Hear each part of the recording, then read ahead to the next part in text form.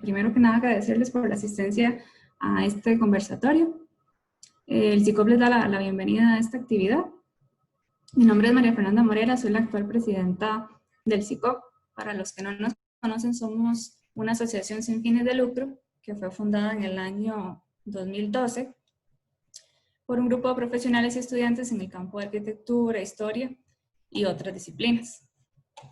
El principal objetivo de nosotros es educar a la población con respecto al valor del patrimonio tanto tangible como intangible en el país y a nivel mundial, y para eso utilizamos diferentes tipos de exposición. Nosotros como federación formamos parte de una federación internacional SICOP que tiene sede en Tenerife, España.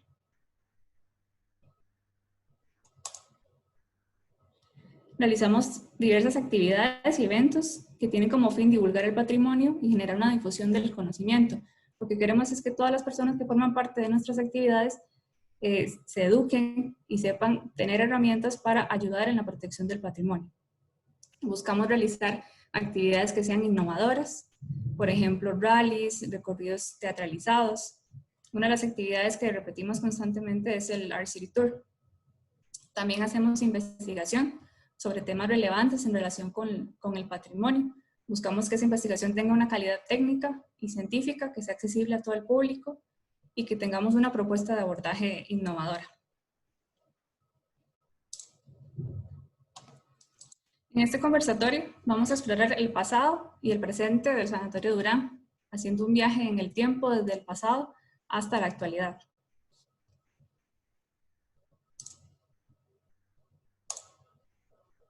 Me voy a permitir presentarles a la moderadora, la doctora Ana Paulina Malavasi Aguilar.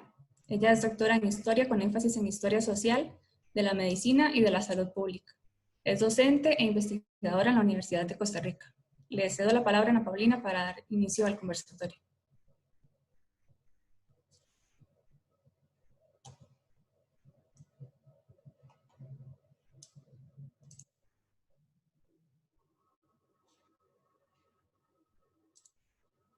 Ana Paulina está sin audio.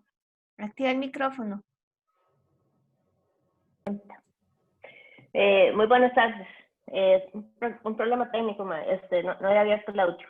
Y le solicito, por favor, a las otras personas que están participando en la actividad que tengamos cerrado el micrófono, porque al final vamos a tener un espacio para hacer un intercambio de ideas con las dos expositoras. Entonces, por el momento podemos tenerlo cerrado y ya luego al final abriremos ese espacio. Bueno, para mí es un gusto presentar esta actividad. En realidad, digamos, es un tema que viene muy acorde con los tiempos que estamos viviendo. Cuando pensamos en el sanatorio, tal vez las generaciones más recientes no lo relacionen con un microbio, pero hoy lo que está de moda es un microbio que tiene de cabeza al mundo. La tuberculosis no llegó a tener de cabeza al mundo, pero en realidad fue una enfermedad que acompañó y continúa acompañando, pero en una dimensión menor, a la humanidad durante mucho tiempo. El problema de la tuberculosis en Costa Rica ameritó una respuesta de carácter estatal, institucional, y esa respuesta materializa en la creación del Sanatorio Durán, que es un proceso que, bueno, ahora una de nuestras expositoras, doña Carmela Velázquez, que es historiadora, lo va a explicar muy bien. Y bueno, el sanatorio llegó a ser una institución emblemática en el campo de la salud pública, no solamente en Costa Rica, sino que también tuvo un alcance centroamericano muy importante. Entonces, bueno, hoy cuando vemos ese edificio por el que han pasado los años, por el que hasta ahora es que surge un grupo muy importante de personas que ha estado trabajando por restaurarlo y rescatar la memoria de ese edificio. Bueno, es que hacemos esta actividad. Bueno, como les indicaba al principio, algo que está también muy relacionado con el momento actual. Es decir, actualmente estamos también enfrentando el ataque de un microorganismo que, como les decía, tiene de cabeza el mundo. La respuesta en este tanto no es la institucionalización, sino que la búsqueda de una vacuna. Pero entonces, con esta actividad vamos a tener la participación de dos personas. Voy a hacer la presentación de la primera persona que va a participar, que es doña Carmela Velázquez Bonilla. La doctora Carmela Velázquez Bonilla es historiadora, doctora en historia, es catedrática jubilada de la Universidad de Costa Rica. Doña Carmela tiene una importantísima trayectoria en el campo de la docencia y de la investigación. Doña Carmela en Costa Rica es una de las promotoras del estudio de las mentalidades colectivas, y en ese sentido doña Carmela pues tiene aportes importantísimos materializados en libros y en artículos de revista que versan principalmente sobre la historia de la Iglesia Católica, no solamente en Costa Rica, sino también a nivel regional, a nivel centroamericano. Y bueno, ya en los años más recientes de su carrera profesional, y a pesar de estar jubilada, doña Carmela pues ha continuado trabajando. Ella sigue activa colaborando con el equipo de historia colonial del Centro de Investigaciones Históricas de la UCR, y actualmente ella está preparando una publicación sobre el Sanatorio Durán. La doctora Carmela Velázquez tiene ya muchísimo tiempo de estar como una hormiguita recopilando toda la información posible sobre el Sanatorio Durán. Entonces, ella nos va a compartir parte de esa investigación. Vamos a tenerla unos 20 minutos conversando con nosotros, y luego a doña Carmela le daríamos el pase a la arquitecta Gabriela Jiménez, que en su momento presentaré. Entonces, doña Carmela.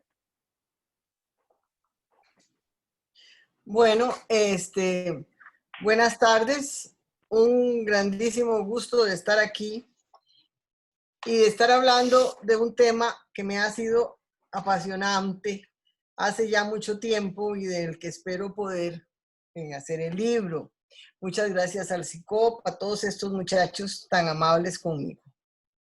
Bueno, vamos a empezar a hablar de que a fines del siglo XIX y durante las primeras décadas del siglo XX, en Costa Rica fue evidente la búsqueda de un mejoramiento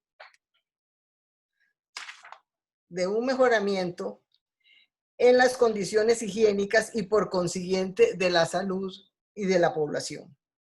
Una generación de médicos profesionales, estudiosos e investigadores costarricenses que surgió en las últimas décadas del siglo XIX y principios del XX, tuvo un papel protagónico en este papel.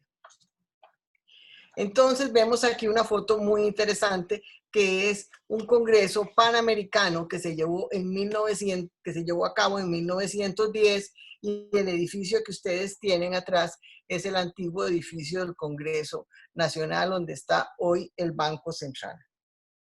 Ahora, ¿cuáles fueron los logros de esa época?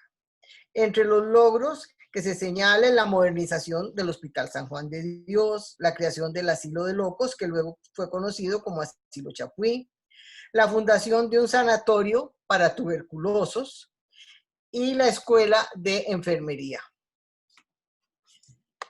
No solo se crearon los centros, sino que se buscó el medio económico para que ellos pudieran subsistir. Se creó la Lotería Nacional y se creó la Junta de Caridad, que iba a permitir que los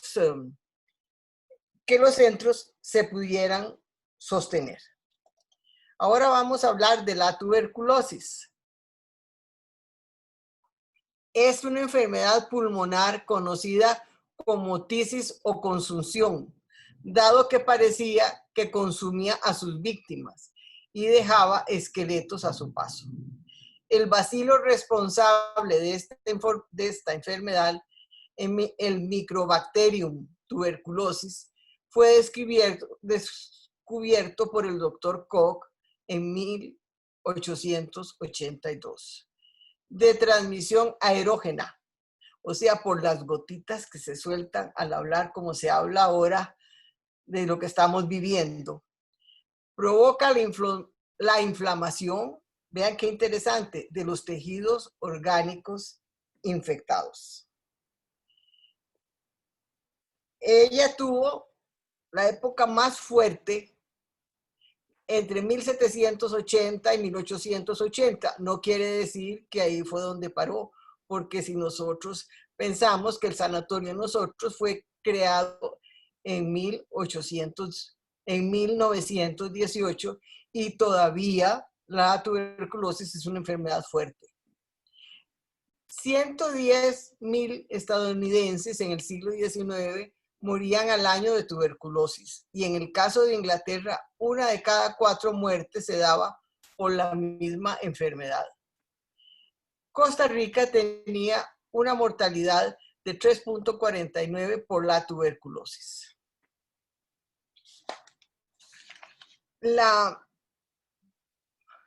Vamos a ver que esta enfermedad atacó a las personas más sensibles, se decía, a los artistas como Chateaubriand, Chopin, George Sand, Alfred de Musset, Gaspar de Frédéric y Gustavo Adolfo Bécquer, a políticos como Simón Bolívar y José Nariño, y en las obras literarias quedó registrada como la famosa novela La montaña mágica, la obra de La dama de las camelias de Alejandro Dumas hijo, basada en la vida de una cortesana de París que dio pie a la famosa ópera La Traviata de Verdi.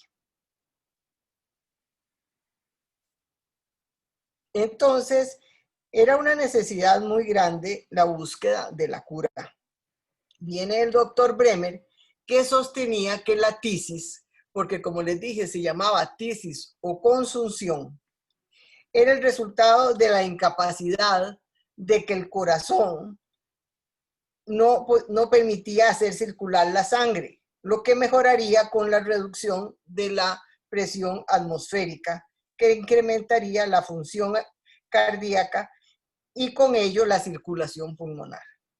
Por lo que para el tratamiento que él consideraba que conducía a la cura, se buscaron los lugares y climas en los que los pacientes pudieran experimentar la acción curativa del aire puro, en invierno o en verano, además del reposo absoluto y la alimentación abundante y variada. Es así que los enfermos tenían que comer 5 veces al día, por lo que en Costa Rica se buscó la cura siguiendo estos parámetros. Vamos a ver que a nivel internacional se empezaron a crear sanatorios. En el caso de Europa fueron lugares, edificios compactos, cerrados, pero que tenían sus balcones como este que tenemos aquí al frente. Entonces, en su mayoría estuvieron en zonas altas entre 1.200 y 1.500 metros. Algunas veces se convirtieron hoteles de montaña, como en este caso, que fue el sanatorio del doctor Bremer, que ocupaba las instalaciones de un Alte alemán, instalaciones que crecieron y que en 1859 llegaron a tener hasta 300 camas. En estos corredores de aquí, si nosotros hemos visto alguna vez o hemos leído La montaña mágica, nos podemos imaginar a la gente asoleándose o aún recibiendo el viento en la noche. En el caso del sanatorio de Costa Rica, fue una de las preocupaciones más grandes que tuvo el doctor Carlos Durán Cartín. Él estuvo desde 1903, cuando fue munícipe, junto con el doctor Jiménez, tratando de hacer un sanatorio, pero no tuvo suerte. Además, en 1903, él se fue al sanatorio Loomis en Liberty, Nueva York, porque una de sus hijas tenía tuberculosis. Ahí logró curarse y sobrevivió a la enfermedad 47 años. Segundo, cuando en sus giras por sanatorios y hospitales se le pidió que visitara el Eudwood Sanatorium en el estado de Maryland. Entonces él fue, lo visitó, porque además él tenía la costumbre de cada 2 años salir a Europa o Estados Unidos a visitar clínicas y hospitales que le permitieran estar conociendo los últimos adelantos. Entonces él trajo los planos de este sanatorio, que son los que se van a usar para el sanatorio que se llamará posteriormente Sanatorio Durán. Aquí tenemos una fotografía del Sanatorio Loomis en Liberty, queda más o menos ahora en carro a 3 horas. Él se fue de San José a Limón, de Limón a Jamaica, de Jamaica a Nueva York y de Nueva York en tren a Loomis. Esto, como ven, es un sanatorio abierto y además tenía la modalidad que vemos en esto, que son lo que se llamaban los cottage, que eran casas pequeñas en que se colocaba un pequeño grupo de enfermos y que ciertas compañías regalaban eso, como por ejemplo la Kellogg's, que fue una de las que regaló uno de esos para Loomis. Ahora vamos a ver qué es lo que queda hoy de este sanatorio. De este sanatorio, esto es lo que podemos encontrar. Pero a la orilla, rodeándolo, es que no puedo enseñarles todos, están esos cottages, que son casas de habitación ocupadas por diferentes personas en esa zona. Como les dije, eran sanatorios abiertos y en sus corredores, vean donde están todos los enfermos, todos cobijados, llenos de cobijas y en sillas de extensión para estar recibiendo lo más posible de aire. Vamos a ver la imagen que sigue, que también es un lugar abierto en que ellos se ven ahí ¿cómo se llama? Acostados, bueno, no se ven acostados, pues sí, en el de abajo sí se ven, pero sobre todo había que ser abierto. Y algo muy importante en todas las fotografías que uno encuentra es esa parte de abajo, que después va a estar en el sanatorio de aquí, que está en la imagen de abajo, está hecha como en caña de Castilla. O sea, la ventilación no solo estaba por arriba, sino por abajo también. Ahora, ¿cómo se llegó a poder tener? Esta es una fotografía del sanatorio muy bonita porque es muy al principio, cuando el sanatorio estaba pues en sus inicios, no a lo que después llegó, que lo vamos a ver. Ahora, cuando el doctor Durán vuelve al Congreso, vamos a tener que logra en 1915 hacer un decreto para crear el sanatorio en Costa Rica. Y entonces él va a argumentar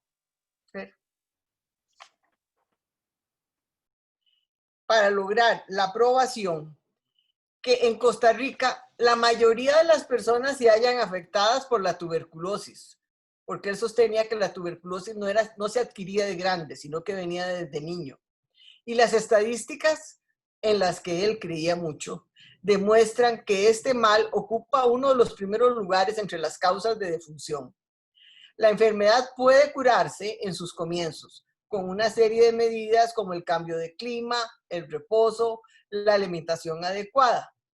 Esto no lo pueden hacer las personas de escasos recursos porque su posición pecuniaria los priva de estos elementos. Entonces vamos a tener que cuando se aprobó el proyecto para la creación del sanatorio en el Congreso Nacional, se creó una junta que iba a tener 3 médicos, un ingeniero y un abogado. Además, se dijo que debía de buscarse el terreno de acuerdo a lo que estipulaba el manual para la creación de los sanatorios del que más adelante vamos a hablar. Ahora, para este nuevo centro de salud se nuevo centro de salud se pudiera mantener, el Congreso estableció un impuesto de un 1% sobre las utilidades netas que quedaban anualmente de las instituciones bancarias extranjeras. Además, se puso un impuesto de 5 céntimos de colón por cada litro de cerveza que se fabricara en el país para apoyar al sanatorio. Otro ingreso posible fue cubierto por la ley que en el artículo 9 señala: el establecimiento será el heredero obligado y universal de todos los pacientes que mueran ab intestato, o sea, sin testamento y sin sucesores. Como dijimos, tenía que financiarse la creación del sanatorio. Entonces se pidió, como se llamaba en esa época, un empréstito de 200,000 colones que se le adjudicaron, que debía de administrar la Junta General, que debía ser escogida por la Facultad de Medicina. Esta se creó en 1915 y por aclamación como presidente quedó el doctor Carlos Durán. Para completar la junta, los doctores don Luis Paulino Jiménez y Teodoro Picado, junto con el ingeniero Lucas Fernández, que se dedicaron a buscar el terreno idóneo, porque para crear un sanatorio no es así nomás que se llega a cualquier lado.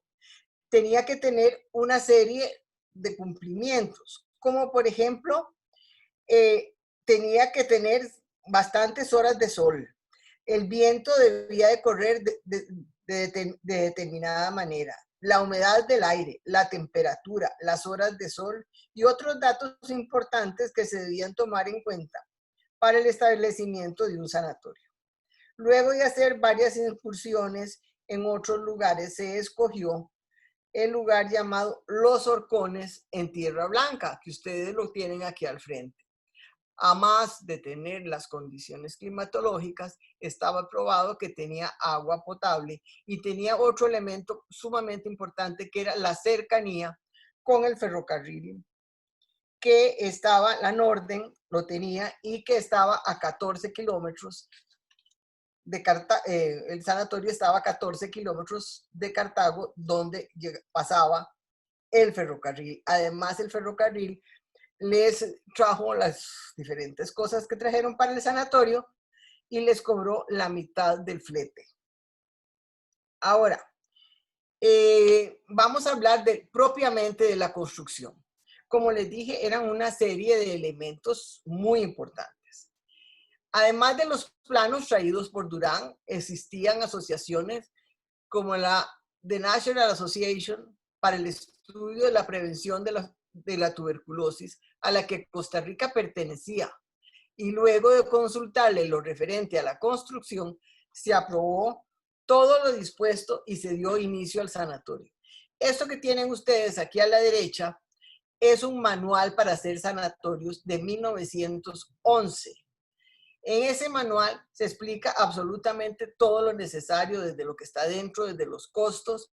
Otra cosa muy importante es que vino una aspiradora grande, porque como ellos pensaban que por el polvo se traspasaba la tuberculosis, entonces debía todo estar muy limpio. Ahora, nuestro proyecto fue pionero en todo Centroamérica, en toda América Central.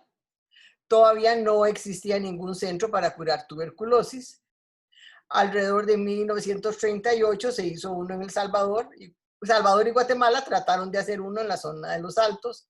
En Panamá se creó uno en 1943 y en Nicaragua en 1956. Otros aspectos interesantes de mencionar es que cuando se hizo el sanatorio Durán, en España solamente existían 6 sanatorios, para que vean ustedes que realmente estábamos muy adelantados. Este es el primer edificio y esta es la entrada al sanatorio. Esas flechas que puse son para señalar algunas cosas importantes. Por ejemplo, ustedes ven todas las ventanas, que son las ventanas muy amplias de guillotina.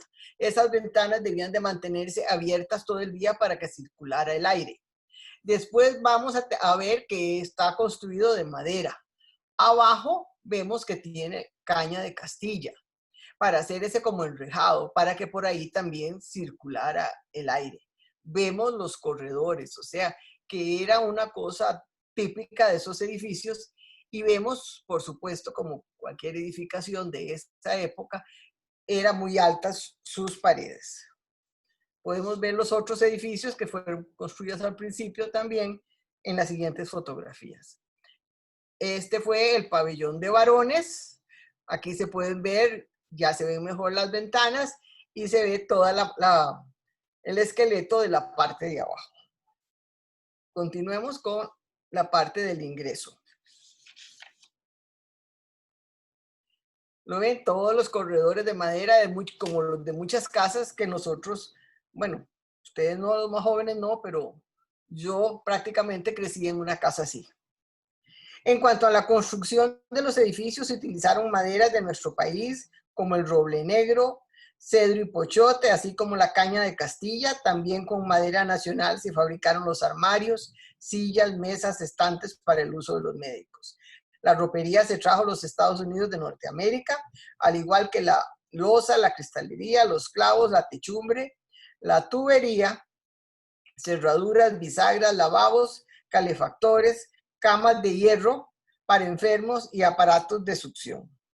En Costa Rica se hicieron las sábanas, las almohadas, las batas y todo lo que se podía hacer aquí. Y ya les expliqué que todo lo traía la Norden. Ahora, ¿cómo se organizaba un sanatorio? A la cabeza de la organización estaba la junta directiva, que tenía, como ya dijimos, 3 médicos, un abogado y un ingeniero. Ahora, ya propiamente había un médico que despachaba en San José. Entonces, si una persona estaba enferma, llegaba, lo visitaba, y si tenía posibilidades de curarse, iba para el sanatorio. Si estaba muy mal, muchas veces lo trasladaban a lo que se conocía como el Salón Azul en el Hospital San Juan de Dios. ¿Cuál era el tratamiento? Decía el doctor Sáenz, el mismo que han adoptado hoy todos los sanatorios importantes de Estados Unidos y de Europa. Está basado en el régimen dietético higiénico y consiste esencialmente en reposo, aireación continua, buena alimentación. Es un tratamiento indirecto, puesto que viene a dominar la infección, fortaleciendo el organismo. O sea, se trataba que a base de fortalecer el organismo, este organismo iba a poder defenderse de la enfermedad. Vamos a pasar ahora para que vean lo que eran las camas, los catres, que son los catres que estaban también en todos los hospitales, en el San Juan de Dios y de todos. Vean cómo se ven atrás las ventanas.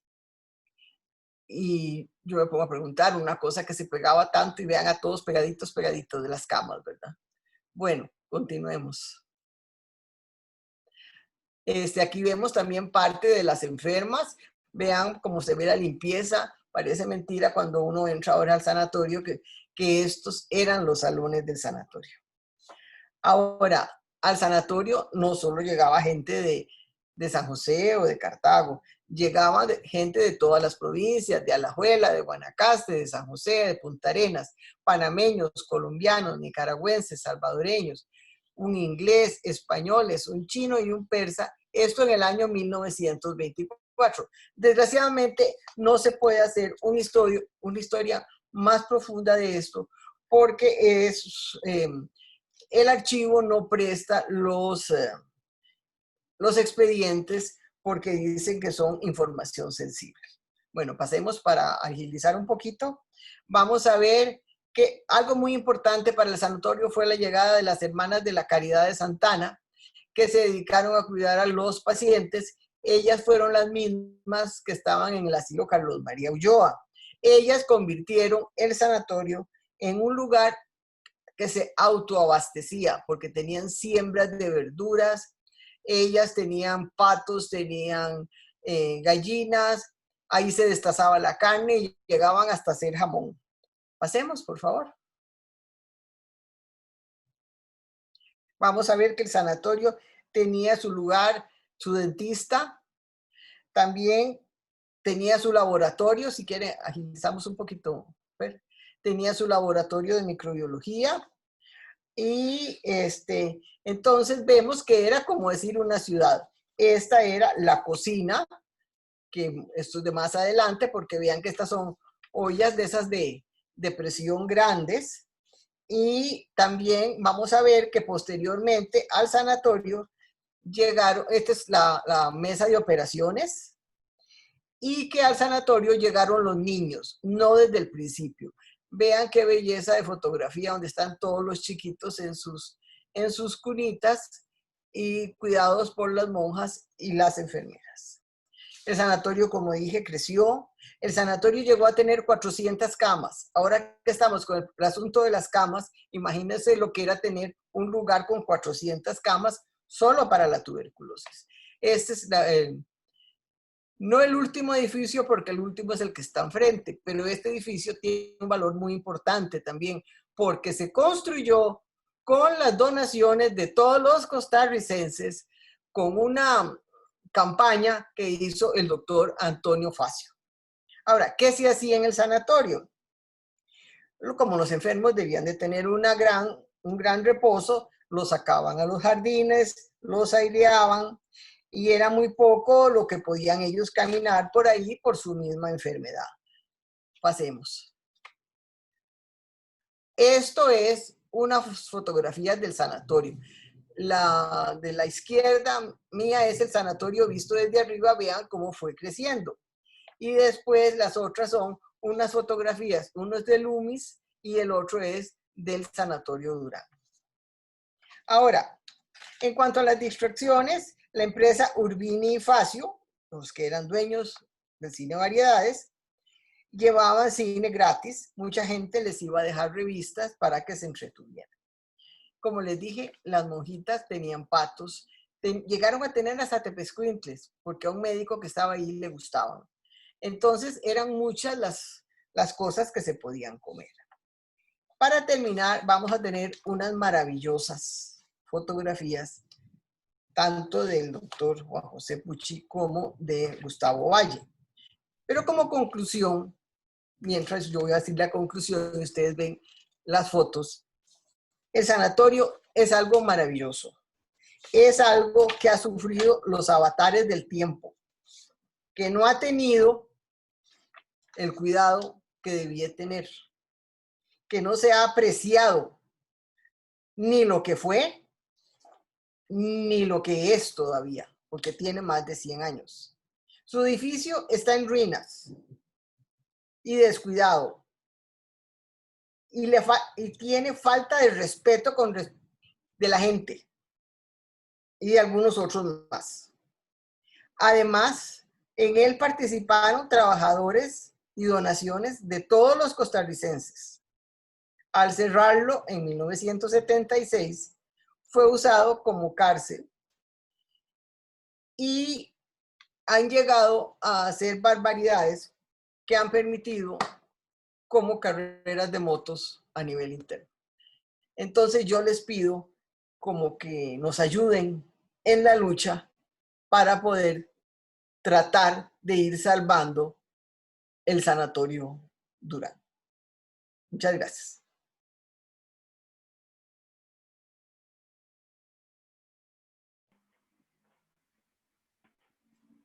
Muchas gracias, doña Carmela, por su participación. Entonces, vamos a escuchar la participación de la arquitecta María Gabriela Jiménez Jara. La arquitecta Jiménez Jara es graduada de la Universidad de Costa Rica. Actualmente es egresada de la Maestría Centroamericana en Gestión y Conservación del Patrimonio Cultural.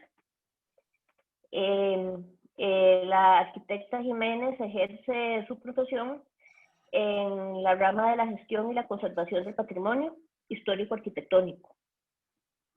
Ella es socia fundadora de Ardesa y también es socia fundadora de el CICOP Costa Rica. Bueno, que el CICOP Costa Rica es la organización que está desarrollando esta actividad esta tarde.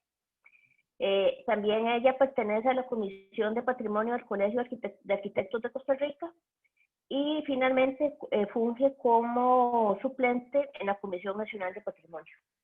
Entonces le vamos a dar la palabra a la arquitecta Gabriela Jiménez Jara para que nos explique cómo fue que se desarrolló la restauración de una parte muy pequeñita del sanatorio, que digamos, ese pequeñito es como la meta, ¿verdad? Algún día tener restaurado todo el sanatorio, pero dejemos que sea la arquitecta Jara quien nos explique, Jiménez Jara quien nos explique. Muchas gracias, buenas tardes y muchas gracias a todos por estar acá hoy conociendo un poquito más sobre el Sanatorio Durán y sobre el proceso de restauración que se llevó a cabo en el 2017. Como decía doña Carmela, pues el estado de deterioro y respeto en el que ha caído el edificio ha sido grande. Pero bueno, un viaje, como puse en la frase, un viaje de 1000 millas comienza con el primer paso, ¿verdad? Lo principal es que ya hubo un primer alcance de restauración y bueno, se espera que más adelante siga habiendo mayores restauraciones para la conservación de este conjunto tan importante. El conjunto que se restauró en el 2017 fue este que tenemos marcado acá en azul. Este pertenecía a la cocina, comedor y el edificio anexo del Sanatorio Durán. Aquí tenemos una planta de conjunto donde se puede ver en el marcado con el número 3, con el número 4 es la cocina comedor y en el número 3 era un edificio anexo y pasillos, que ese también formó parte de la restauración. Ese es el estado en el que estaba antes del 2017. Como decía doña Carmela, se pueden ver los ventanas de guillotina y todo, pero en un estado de conservación deplorable. Voy a marcarles acá.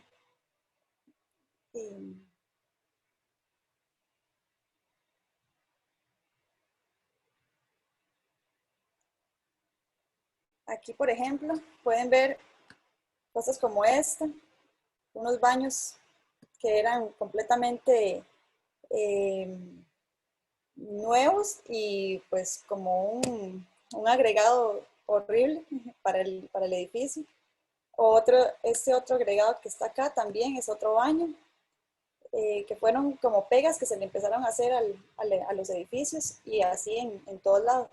El estado de conservación de las canoas, por supuesto, era deplorable. No habían bajantes, por ejemplo. El techo, la lámina de cubierta, en realidad estaba en bastante buen estado de conservación, pero era por la calidad con la que estaban que tenían los materiales. Las áreas internas, algunas ventanas estaban tapiadas, como este, por ejemplo. Habían elementos de aluminio, como este, por ejemplo, en ventanas. Obviamente sin canoas igualmente. El estado de conservación era bastante malo, además de toda la vandalización que le hacían al edificio. Grafitis por todos lados, se hacían quemas fogatas dentro del edificio. Pues el estado de conservación era bastante deplorable.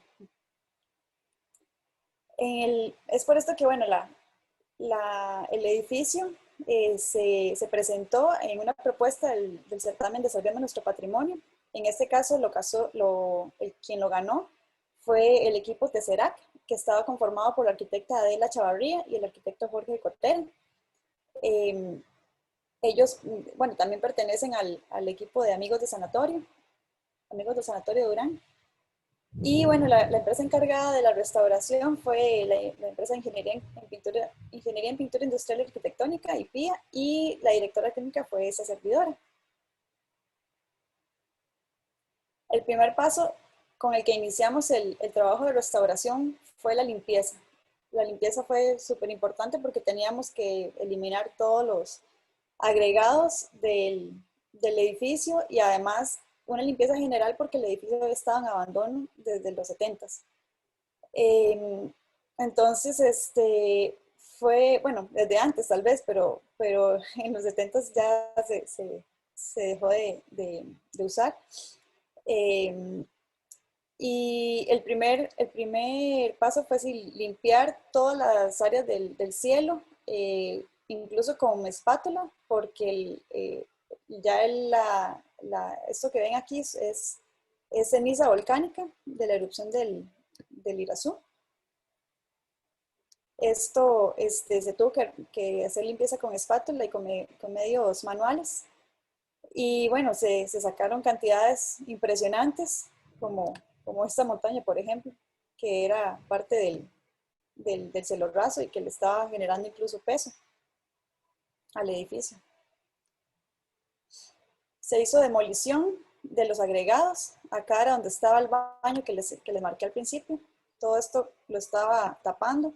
Estaba tapando este acceso, que era un pasillo entre los dos edificios, y estaba tapando la salida, una de las salidas de la cocina comedor hacia el jardín. Se abrieron ventanas, buques de puertas y ventanas que estaban tapados, y se hizo una limpieza general con agua, cepillos, más que todo para empezar a eliminar el hollín y capas de pintura viejas.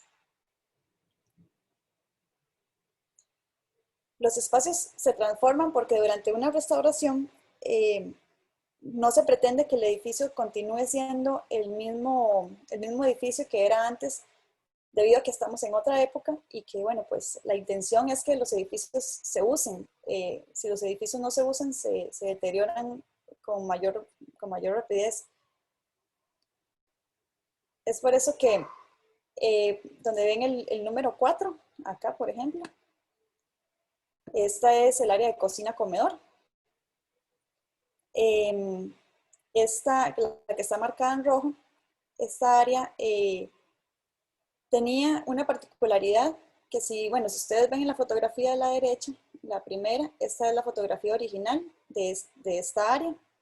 Esta foto fue tomada con este ángulo, en este ángulo. Digamos, viendo de aquí para acá.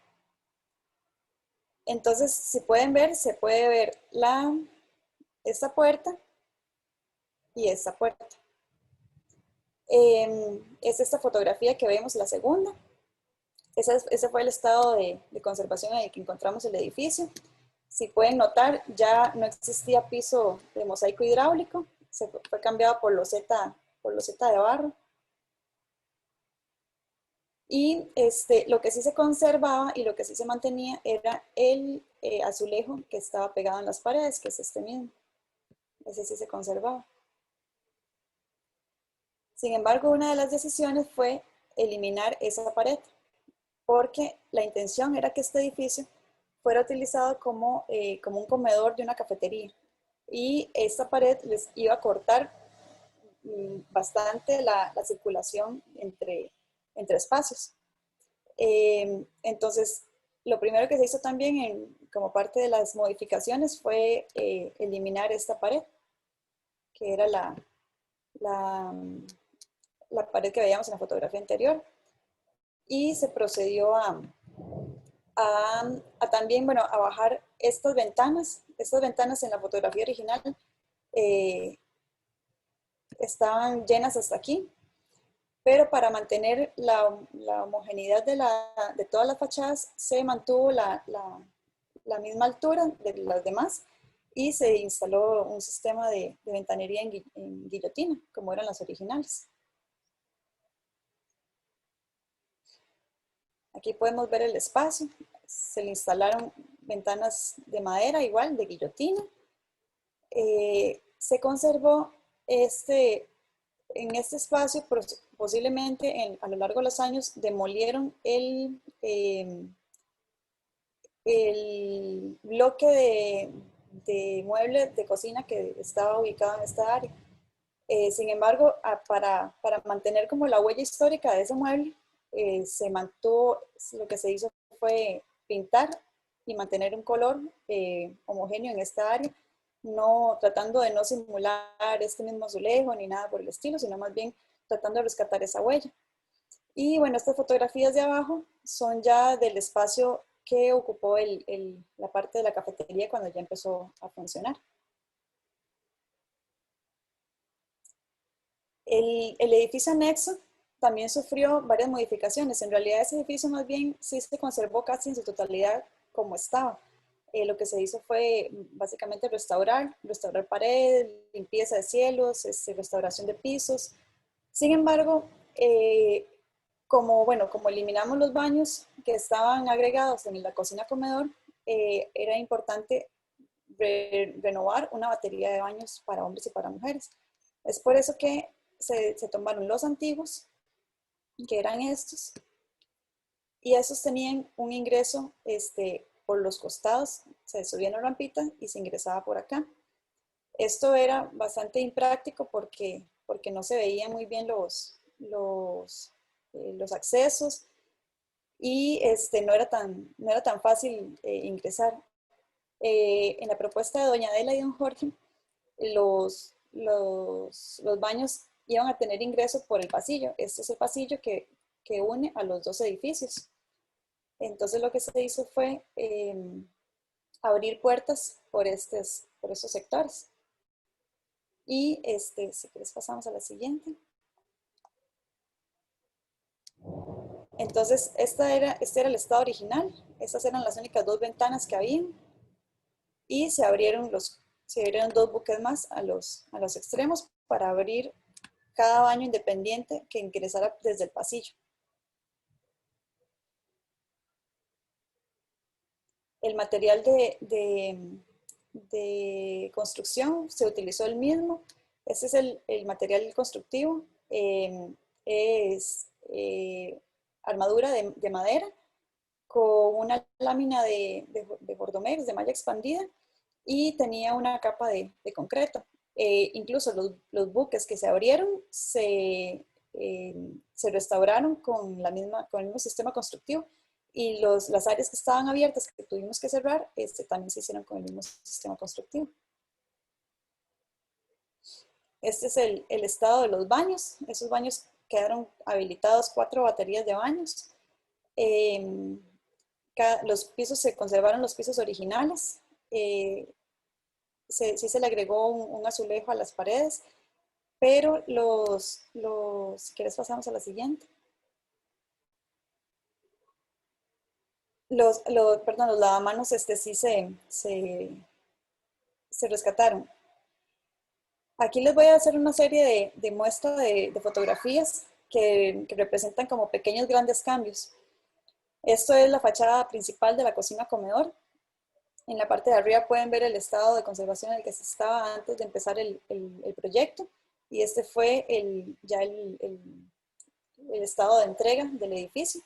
Ya podemos ver que ya el edificio cuenta con canoas, bajantes adecuados, ventanería en forma de guillotina, se restablecieron morteros de repello, la misma configuración de piedra que había aquí en la parte del zócalo se restauró en la parte, digamos, en los sectores donde ya se había caído, como en este, por ejemplo. Aquí ya se había caído todo el repello que tenía como una forma como de piedra, y se restauró el mismo sistema. Este es el edificio anexo. Este es el pasillo por el que se ingresaba, y aquí se puede ver como el estado en el que estaba cuando lo encontramos, ya empezando a limpiarlo, y este fue el estado ya en el que se entregó. Aquí lo que se hizo fue restauración principalmente de columnas, que las columnas estructuralmente estaban bien, lo que tenían eran repellos muy agrietados, y se hizo restauración de pisos, incluso se sustituyeron algunos sectores, como el que sigue, por ejemplo. Ese sector se sustituyó todo porque ya había desaparecido, y lo que hicieron, bueno, para que el piso siguiera siendo útil, fue hacer un parchón de concreto. Todo este piso se sacó como de una manera casi que de bisturí, porque se sacó pieza por pieza, todas las que estaban quebradas, incluso sectores que estaban como como por este lado, que estaban quebradas, se sacaron de manera única, digamos, se sacaba solamente esa pieza, se cortaba y se sacaba para dañar lo menos posible el piso original. Y ese fue el estado en el que se entregó el piso. Ya el piso completamente uniforme, con la misma tipología que tenía originalmente. Esa es otra parte del edificio anexo. Aquí se puede ver incluso como una variedad de pisos de mosaico hidráulico que existían. Incluso tenían rodapiés de otro tipo de otra tipología, pero que sigue siendo el mismo mosaico hidráulico.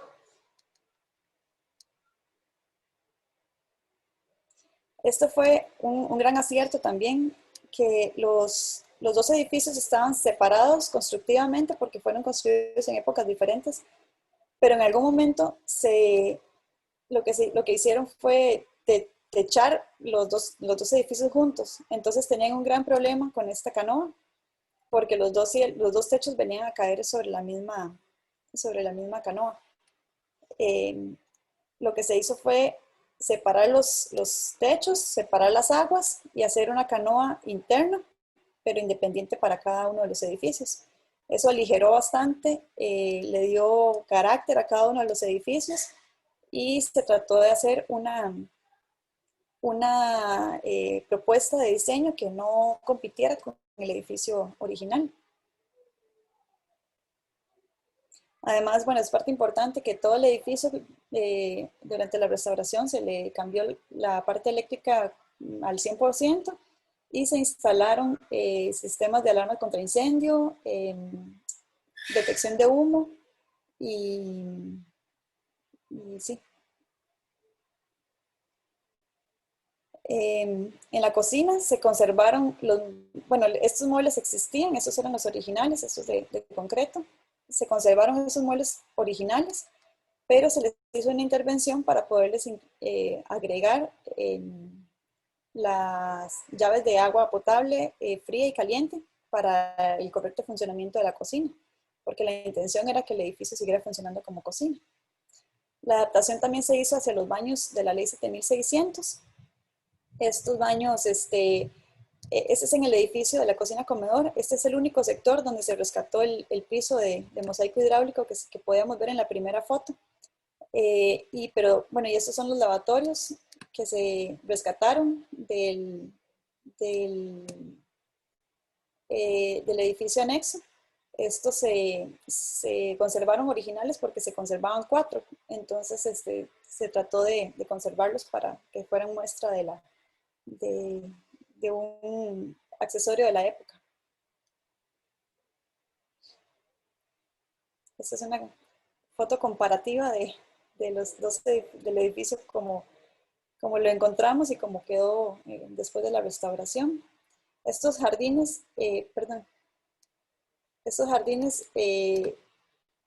ahora actualmente ya están hechos. Entonces, bueno, esta fue una foto antes de entregar, pero ya esos jardines están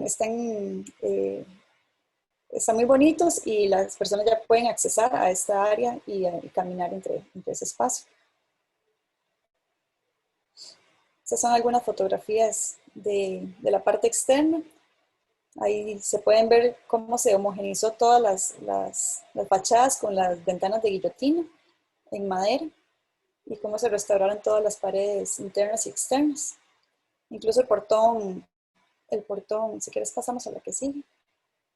El portón principal de la cocina-comedor fue restaurado y se le aplicó únicamente un sellador con acabado mate para poder conservar el portón tal cual estaba en el momento. Y bueno, esta es a grandes rasgos parte de la que fue la restauración del edificio.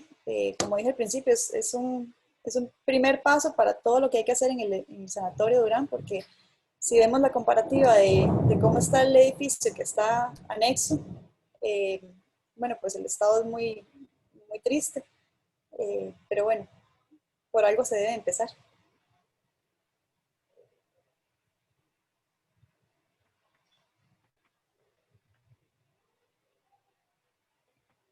Muchas gracias, Gaby. Gracias. Bueno, con estas dos intervenciones hemos podido corroborar dos cosas. Que cuando una sociedad se organiza, es capaz de buscarle una salida viable a problemáticas, en este caso problemáticas tan importantes para la salud pública como fue en su momento la tuberculosis.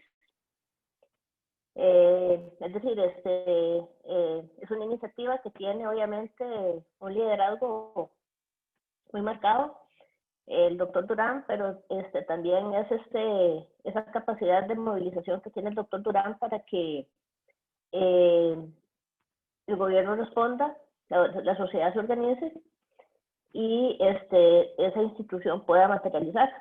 Como pudieron ver, no es no fue una institución cualquiera, fue una institución, como les había adelantado, realmente importante en el plano nacional e incluso centroamericano. Pero bueno, como a veces somos de la mentalidad que lo que ya no sirve, pues ya lo desechamos. Cuando allá por la década de 1970 ya la tuberculosis dejó de ser un problema de salud pública muy importante y ya no fue necesario mantener abierto el sanatorio porque se empezaron a enfrentar de una forma diferente los pocos casos de tuberculosis que se daban. El sanatorio, digamos, cayó en desuso de su uso original, que era garantizarle la restauración de la salud, garantizar la vida a las personas. Bueno, obviamente también murieron personas en el sanatorio, o sea que el sanatorio se encuentra lo que es el cementerio, de las personas que ahí perecieron, pero en su momento fue una comunidad muy bien organizada, realmente ejemplar. Fue una verdadera lástima que se dejara esa institución al garete, para que haya caído en el deplorable estado en el que, digamos, la mayoría de las personas, sobre todo las personas jóvenes, la conocen hoy en día. Un lugar donde los amigos van a vacilar, a tomar fotografías, y donde la mayoría de la gente realmente desconoce el por qué esa infraestructura está ahí. Con pequeño proyecto de restauración, también se vuelve a demostrar que, bueno, con pequeñas iniciativas podemos hacer mucho. Realmente la restauración de esta parte de la cocina, bueno, que fue puesta en uso como café, realmente implica devolverle un uso a ese edificio que se acorde a las necesidades de la sociedad. Y también, bueno, si estuviéramos en otro país, quizás esa institución no hubiera pasado al estado deplorable en el que cayó, sino que muy posiblemente se hubiera convertido en un museo o en otra institución donde se pudiera conservar parte de la memoria de lo que fue el sanatorio, y también se pudiera, digamos, tener otro tipo de usos más allá de ir a sacarse fotografías, ¿verdad? Para vacilar con los amigos. Entonces, digamos, esa tendencia a desechar lo que sirve, pues, es bastante cuestionable. Ahora nos gustaría abrir un ciclo de discusión, de preguntas, donde las personas presentes puedan canalizar sus inquietudes, ya sea en el campo histórico para la doctora Carmela Velázquez o en el campo de la restauración para la arquitecta Gabriela Jiménez. Entonces, abro el espacio.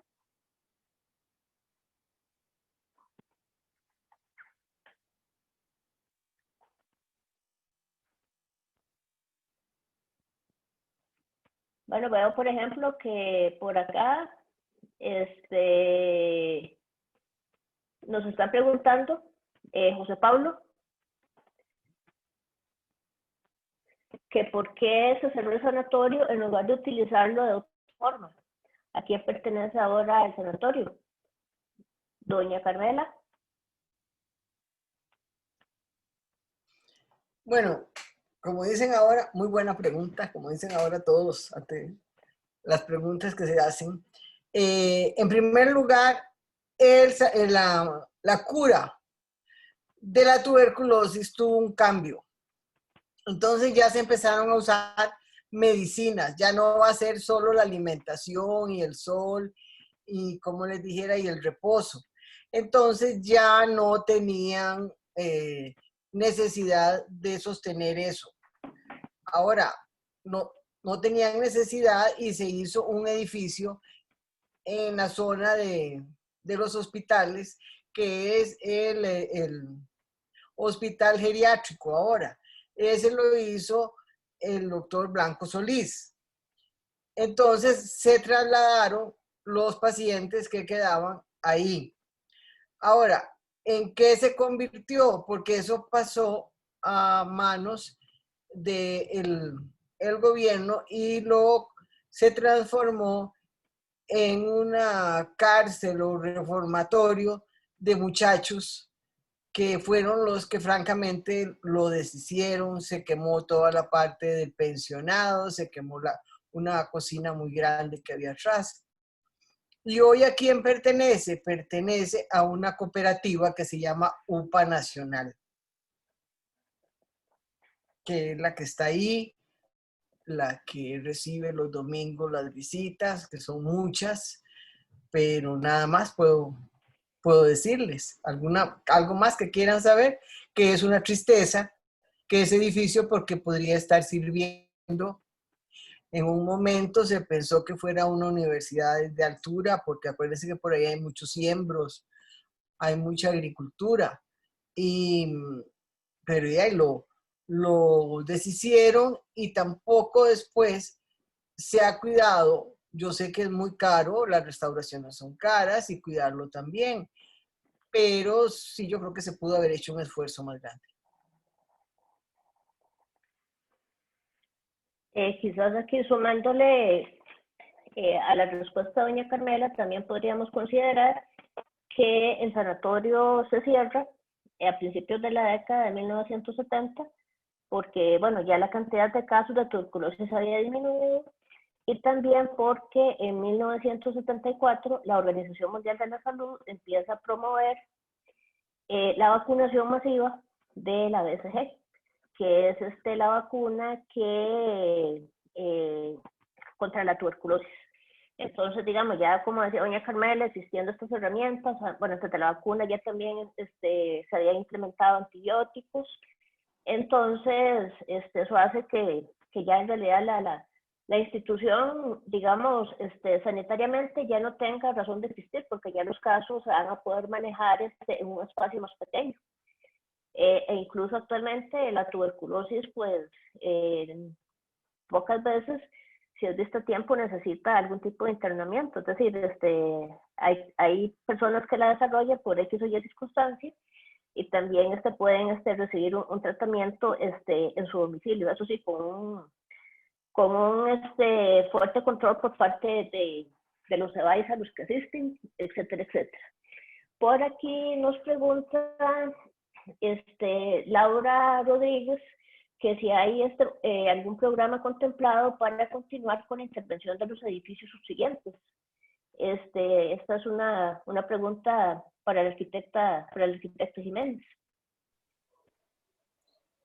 Tengo entendido que no hay un programa establecido, sin embargo, hay muchos proyectos que está desarrollando la Asociación Amigos del Sanatorio Durán. Ellos están contemplando, bueno, trabajar, pero es un poco complicado cuando el dueño es UPA Nacional, ¿verdad? Entonces ellos hacen los proyectos de restauración, pero siempre tienen que estar consensuados con UPA Nacional. Pero sí sé que ellos están trabajando activamente en la conservación del sanatorio. No sé qué seguirá o cuál edificio será y querrán seguir con las restauraciones, pero sí sé que ellos están haciendo un esfuerzo muy importante. Doña Carmela, ¿usted tiene algo que agregar? Sí, tenemos una fundación, Pro Sanatorio, y estamos tratando de lograr lo más posible, pero ella lo está diciendo, no es fácil, ¿verdad? Pero hay que tener siempre algo muy presente, que es patrimonial el sanatorio, ¿verdad? Es patrimonio. No se puede así nomás hacer cosas que no se deben, ¿verdad? Entonces, esa es una lucha que, que hay que tener siempre y que debería tener mucho el patrimonio, ¿verdad? Y bueno, aunado con esto de las intervenciones, el patrimonio y toda esta cosa, Grace Ureña pregunta si en las próximas intervenciones van a demoler paredes. ¿Cómo hicieron en esta primera fase? ¿Qué tipo de conservación es esta? Quizás la arquitecta Jimena nos podría ayudar con esta respuesta. Claro. Bueno, con respecto a las próximas intervenciones, pues no sé, sí le puedo decir, digamos, que la demolición que se hizo en esta intervención de la cocina comedor fue sumamente estudiada y fue básicamente para que el edificio ganara en espacio para poder recibir y dar un nuevo uso al lugar. Obviamente, como estaba contemplado antes, pues era otro el uso que se le daba, ¿verdad? Era cocina comedor de empleados. Entonces sí tenía razón de ser esa sectorización por medio de esas paredes, pero a la hora de querer convertirlo en un área de cafetín, un área donde iban a estar, o sea, como se va a recibir comensales, obviamente los salones grandes son lo que más ayuda.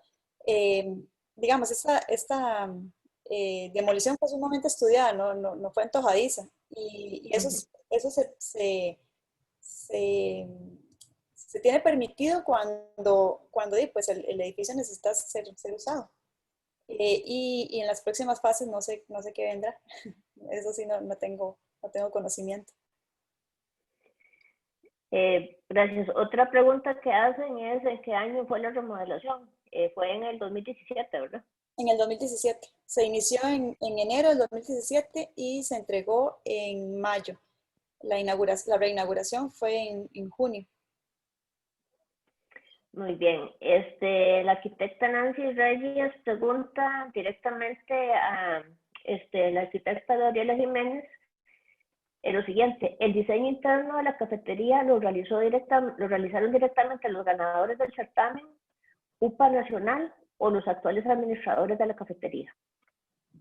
El diseño interno lo realizó los ganadores del certamen, pero siempre con una conciencia de que iba a ser un edificio que se iba a alquilar o se iba a concesionar para que fuera cafetería.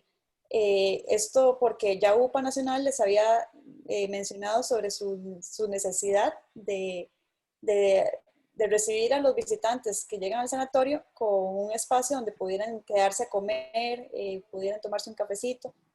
Porque bueno, si ustedes han visto, digamos, desde el volcán Irazú hasta abajo, no hay un lugar donde parar a tomarse un café. Entonces la intención de UPA Nacional era que las personas que visitaban el sanatorio también tuvieran ese espacio para poder quedarse, ¿verdad? Y poder consumir alimentos. Sí fue como un acuerdo entre UPA y los ganadores del certamen. Aquí, bueno, continuando con UPA, hay dos preguntas que están relacionadas. Una persona pregunta si es una concesión o es propiedad de UPA Nacional. O sea, si UPA lo recibió en concesión o es el propietario. Y otra persona también pregunta, bueno, que por qué el sanatorio pasó a ser parte de UPA Nacional. Tal vez si doña Carmela nos explica. Bueno, vean, eso es una cosa conflictiva. Mucho. UPA es la dueña del sanatorio, ¿verdad? En determinado momento, en determinado gobierno, le entregaron eso a UPA para la agricultura. Yo no sé si era un bien de gobierno, cómo se podía hacer, pero esa es la realidad. Hoy por hoy, el dueño del sanatorio es UPA Nacional. Gracias. Aquí hay una pregunta, bueno, que va dirigida a las dos participantes.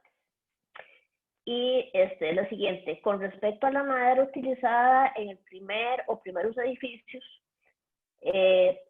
doña Carmela podría repetir de dónde provino, y si Gabriela sabe del estado actual del primer inmueble en madera. El inmueble en madera se llama el edificio Centenario. Y la madera que se usó son maderas nacionales como cedro. Abajo se puso caña india, pero se puso maderas de nuestro país como roble negro, cedro y pochote.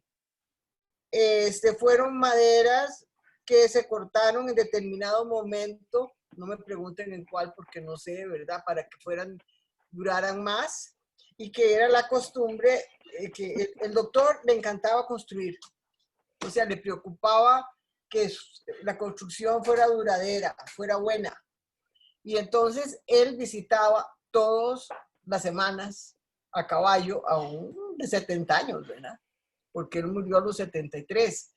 Él visitaba al sanatorio a ver cómo iba la construcción, o sea, no era solo la cuestión médica, sino todo lo que fue la elaboración de los edificios. Y esa madera, si ustedes la caminan y la ven con ojos, bueno, los míos no son como los de Gabriela, pero lo que yo pienso es que es una madera bastante bien conservada en medio de todo, porque tiene 100 años, ¿verdad? Sí, realmente como dice doña Carmela, es una madera que tiene, a pesar de los años que tiene y del estado de conservación en el que está, ¿verdad? Que está casi a la intemperie, llevando humedad, agua, sol, todos los factores climáticos posibles. El estado de conservación no es tan malo. Sí, en algunos sectores de pisos, sí hemos visto que hay problemas, que hay daños en pisos, en paredes, pero son como sectores puntuales. Realmente no he hecho una inspección así como más a fondo, eso fue una visita que hicimos durante la restauración, que hicimos a los otros edificios con los arquitectos ganadores del certamen, y ellos nos explicaban un poquito cuál era el estado de conservación del edificio. Entonces, pudimos como valorar un poquito el edificio, pero sí, como a detalle no lo conozco, pero sí realmente para seguir en pie después de 100 años son maderas muy buenas. ¿Puedo hacer una consulta? Caro, o José. Sí, José, para servirles.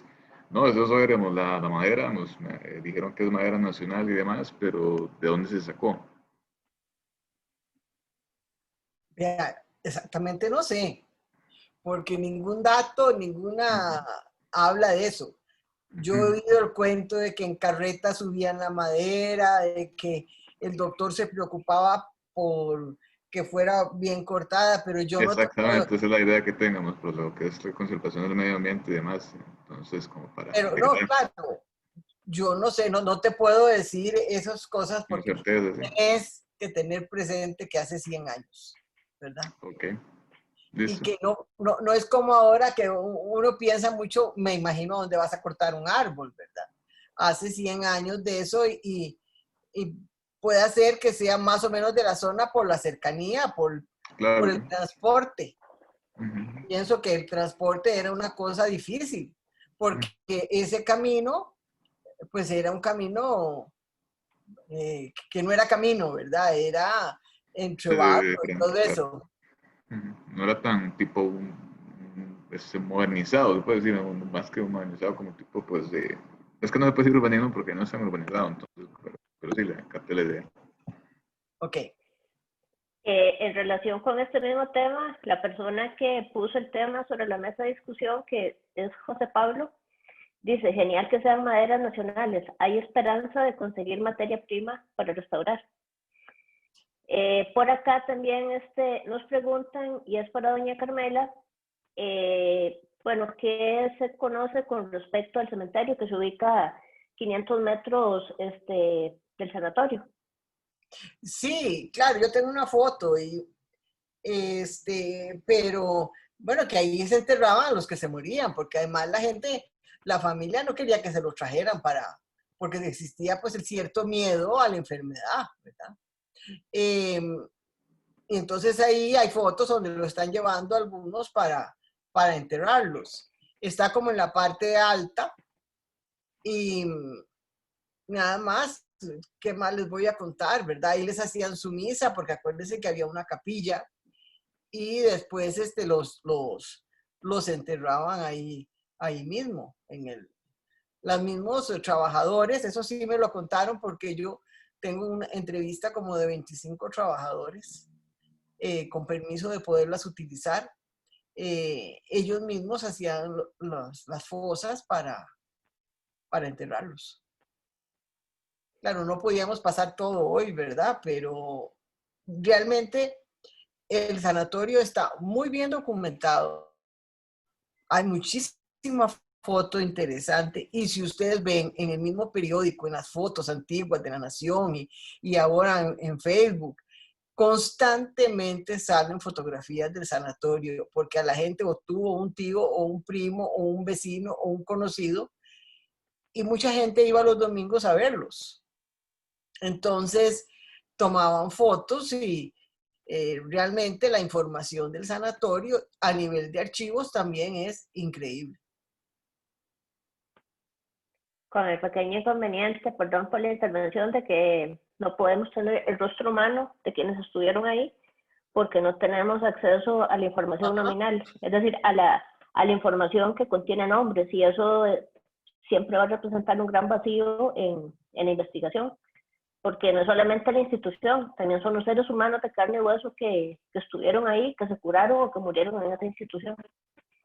Vean, algo muy interesante es que no puede, porque son, como yo dije, datos que se conocen como sensibles, entonces usted no puede hacer nada. Pero imagínense que esa información permitiría, sin usar nombres, hacer curvas, saber cuándo fue la enfermedad más fuerte. Eso, usted sabe que cuando vino el doctor Durán de estudiar de Europa, se hizo por primera vez los expedientes. Antes no habían expedientes en los hospitales. Y una de las cosas que hizo el sanatorio fue tener desde el principio expedientes. Y ya cuando estuvo la fotografía, con fotografía. Y también ahí se puede ver los reingresos de los enfermos. Imagínense todo lo que uno podría hacer si a mí me dejaran, digamos, tener en mis manos esa información. No a mí, a mucha gente. Estaría uno pues muy contento de poder dar ese aporte. Laura Blanco, da las gracias por ambas intervenciones. Espera que doña Carmela, publique pronto el libro. Y también indica que la intervención de doña Carmela muestra que este país siempre ha contado con previsión para atender las necesidades de salud de la población, y esto es razón de orgullo. Quisiera preguntarle cómo se sostiene el sanatorio. ¿Cómo vincularía la creación de este sanatorio con la creación de la caja? ¿Es un antecedente para la atención pública de la salud? ¿Qué más quisiéramos? Hablando yo con una doctora en el Ministerio de Salubridad, me decía que todo para lo que serviría, por ejemplo, cuando el asunto del SIDA, me decía ella, porque ahí pueden estar las personas, sobre todo las personas que están en la calle, se les dan las medicinas. Eso hace que la persona llegue a curarse, a tener una mejor vida. Pero ahora ya definitivamente es como les dijera, eso se puede ir restaurando. El sueño de nosotros sería una parte que se convirtiera en museo, como hay en muchos lados. Y que pudiese servir para dar conferencias, para que se estudie bien la zona, porque es una zona que necesita ayuda. Es una zona de agricultura. Es una zona que si se organiza puede salir adelante mejor. Pero ya digamos, a nivel de la caja, yo creo que ya eso para salud, pues yo creo que sería muy difícil. Pero Es bueno, que Casabio, la esencia de la pregunta es la siguiente. ¿Cómo se sostenía el sanatorio? O sea, su presupuesto. Bueno, bueno, ¿cómo se sostenía? perdón, perdón, es eso. ¿Y cómo vincularía la creación de este sanatorio con la creación de la caja? ¿Es este un antecedente para la atención pública de la salud? Bueno, vean, en primer lugar, el sanatorio se hizo con el fin de que pudieran tener acceso todos los diferentes grupos sociales, porque hay unas caricaturas muy interesantes que lo señalan. Claro que también se hizo un pensionado que ayudaba a sostener el resto del sanatorio. El sanatorio tenía un ingreso que fue lo que yo hablé de un impuesto sobre los bancos extranjeros. Tenía un ingreso de un impuesto al licor y además el gobierno le daba una cantidad de dinero. Y así era como él se sostenía, porque había momentos en que había, bueno, el microbiólogo vivía ahí, habían 3 o 4 médicos que vivían con su familia, que los hijos de ellos, yo los he entrevistado y hice un artículo sobre los niños del sanatorio y ellos me dieron ideas muy, muy buenas. Entonces, es una cosa que, como me dijo el doctor Mesa, que fue el último médico, era una ciudad. O sea, ahí había de todo, como vieron, había dentista, había todas las cosas que se podían necesitar existían y sobre todo la fueron haciendo autosuficiente y eso los ayudaba a no gastar mucho, ¿verdad? En compras de comida. Bueno, metiendo la cuchara, definitivamente la creación del sanatorio, por supuesto que sí representa un importante antecedente en materia de atención de salud en Costa Rica. Es decir, se suma a una serie de políticas que vienen desde finales del siglo XIX, que tienen como propósito pues ir solventando una serie de problemáticas en el campo de la salud pública a raíz de la creación de instituciones para atender este tipo de problemáticas, como por ejemplo fue la creación ya de una institución para atender el lo leproso ya mucho mejor equipada, el Sanatorio Nacional de las Mercedes, a principios del siglo XX. Entonces, por supuesto que sí, todos estos son detallitos que van sumando en este proceso de ir mejorando la atención de la salud de la población y que, digamos, también forma parte digamos, de la agenda pública de la época. Es decir, aquí en materia de salud, pues tradicionalmente ha existido, digamos, un buen entendimiento entre lo que son las demandas de la población y las agendas de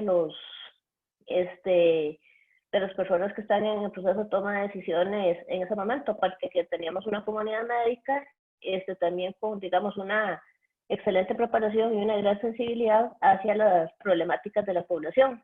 Ahora también relacionado con esto, y esto va más dirigido a Gaby, felicidades por el trabajo de restauración. Me gustaría conocer un poco más sobre el trabajo de restauración de los pisos. ¿Qué proceso sigue y quiénes trabajan este tipo de piso? Es mi entender que ya no hay fábricas de mosaico ni azulejos en Costa Rica. Muchas gracias. Los pisos fueron fabricados, bueno, en este caso para los del Sanatorio de Durán, los que hicimos en la restauración, fueron fabricados por una empresa que se llama Pisos Rústicos San Antonio. Ellos están ubicados en Cartago. Pero sí hay empresas todavía que fabrican ese tipo de mosaicos. Y de hecho, ellos fabricaron la plancha o el molde para poder hacer unos específicos que ellos no contaban con ese molde. Entonces fue súper bonito porque fue muy artesanal. El muchacho fue y se llevó una pieza y fabricó el molde. Entonces, realmente, bueno, todavía sí existen empresas que trabajan este tipo de pisos y y bueno, el proceso de restauración de pisos fue muy bonito porque fue muy minucioso. Entonces, fue un trabajo muy, muy dedicado.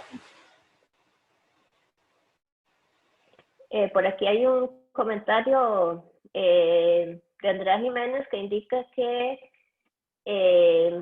la gente de Potrero Cerrado de Mono, que es donde está ubicado el sanatorio, como que no conoce muy bien qué se hace en el sanatorio y entonces, digamos, a falta de esa información, como que la gente no se identifica mucho con el sanatorio.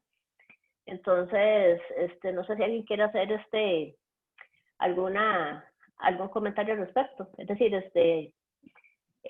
la necesidad de involucrar más a la comunidad con el sanatorio, con lo que el sanatorio fue y con lo que el sanatorio representa en este momento.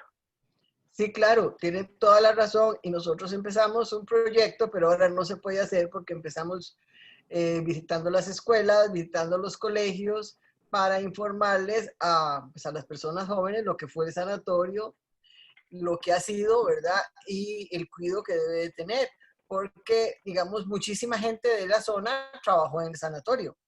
Y todavía hace poco, como 15 días, salió en Facebook algo que muchos se casaban, porque ahí pasaban 15 días y no salían, un mes y no salían. O sea, ahí se divertían, ahí se conocían y se dieron muchos matrimonios entre ellos. Entonces nosotros estamos en una búsqueda casualmente de tratar de involucrar a la gente de la zona. Es uno de nuestros proyectos y de nuestros oficios. Se va a dar Bueno, la declaratoria okay. del... Sí, José Borja. Es del 14. Sí, no, disculpe, digamos, que puedo dar un criterio, digamos, yo soy de aquí, la zona de Cartago. Lo que representa el sanatorio Durán, parte de la identidad cartaginesa en este caso, pues es muy importante.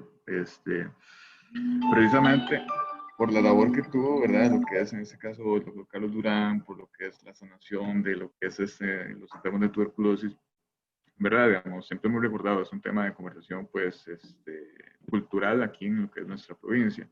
Entonces, considero, ¿verdad? Digamos, ahora que están pues, mencionando esa cuestión de llegar a hacer esa importancia de lo que es, pues, ese trabajo y que las personas se interesen más en lo que es este antiguo sanatorio Carlos Durán, doctor Carlos Durán, es muy importante, ¿verdad? Digamos, para que las personas, digamos, las nuevas generaciones, así como las generaciones pues, que no tengan la oportunidad de conocerlo, que no saben mucha información al respecto, se enteren más de lo que es el trabajo que se está realizando. Tienes razón y nosotros estamos en la mejor disposición.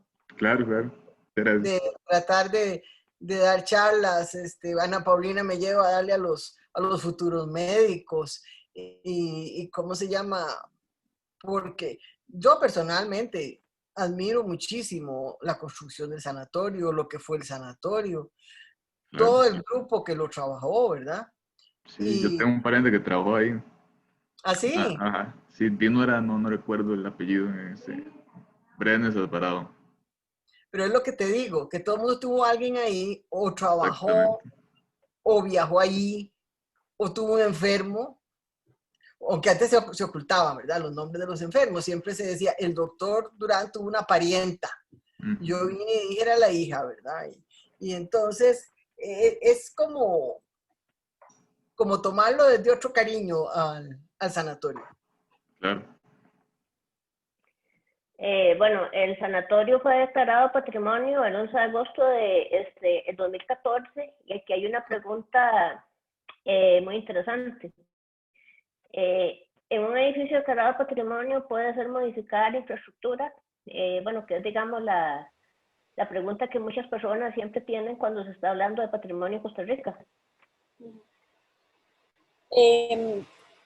Sí puede ser modificado. Hay una muy mala concepción de que el patrimonio tiene que quedar intacto, ¿verdad?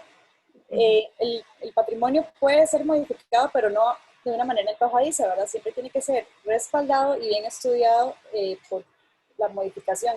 En este caso, como les contaba, las demoliciones fueron muy puntuales y muy respetuosas para conservar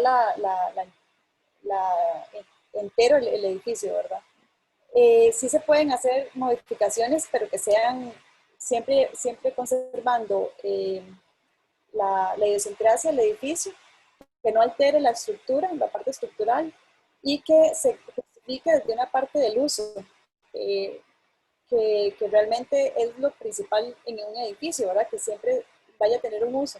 No es como que se me antojó que voy a botar todas las paredes internas y voy a dejar solamente el cascarón de afuera, ¿verdad? Tiene que ser siempre bastante estudiado esa modificación, pero sí pueden ser intervenidos los edificios declarados patrimonio. Vean, otra cosa, por ejemplo, que pasó en el sanatorio. Al sanatorio tenía en la parte de atrás unos árboles de eucalipto, que se dice que el eucalipto ayuda a respirar mejor. Bueno, eso es lo que le han dicho a uno. Y en determinado momento fueron eliminados hace poco. Eso yo creo que no debe ser. Ni debe ser ese parqueo tan feo que está ahí. Bueno, y esto ya es tema para otra discusión, ¿verdad? Exactamente. ¿Cómo vamos rescatando de a poquitos el sanatorio sí que pierde su identidad? Aquí, bueno, hablando también de cuestiones de identidad, de la participación de la comunidad y todo eso, hay una persona que plantea si la Municipalidad de Cartago ha tenido alguna participación en la restauración de este inmueble.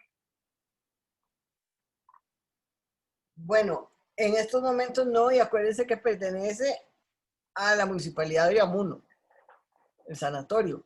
Claro que sería muy interesante, ese es uno de los pasos que hay que dar, ¿verdad? Tocar diferentes lugares.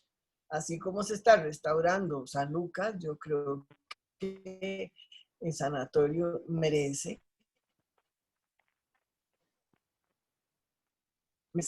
una ayuda, ya no solo de un grupito, sino que, como dijimos al principio, es un proyecto nacional, no es un proyecto de 4, no, es un proyecto que hizo el país para salvar a la gente de una enfermedad muy fuerte, ¿verdad? Eso es lo que yo pienso, ¿verdad? Bueno, cerramos Uh-huh. el ciclo de participaciones con un comentario que hace José Pablo, en el sentido de que efectivamente los edificios patrimoniales se pueden modificar siempre y cuando no se pierda el hilo histórico. Entonces, bueno, es un comentario muy pertinente.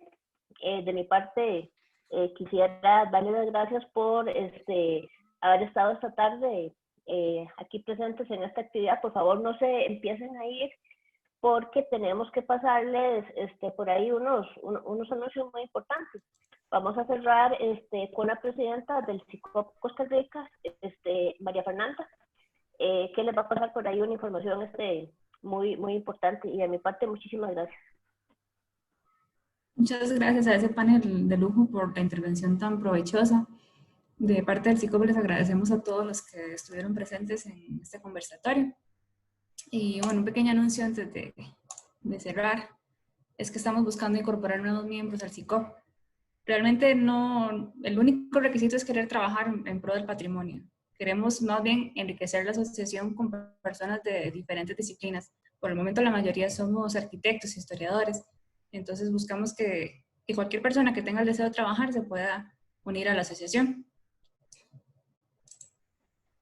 Y de nuestra parte, muchas gracias y los invitamos a estar pendientes de las próximas actividades.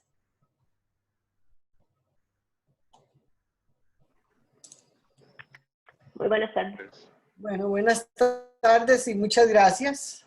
Muchas gracias y buenas tardes. Pues, gracias a ustedes nuevamente. Hasta luego. Hasta luego. Hasta luego. Hasta luego, buenas tardes. Buenas tardes a todos, gracias. Hasta luego. Muchas gracias, hasta luego.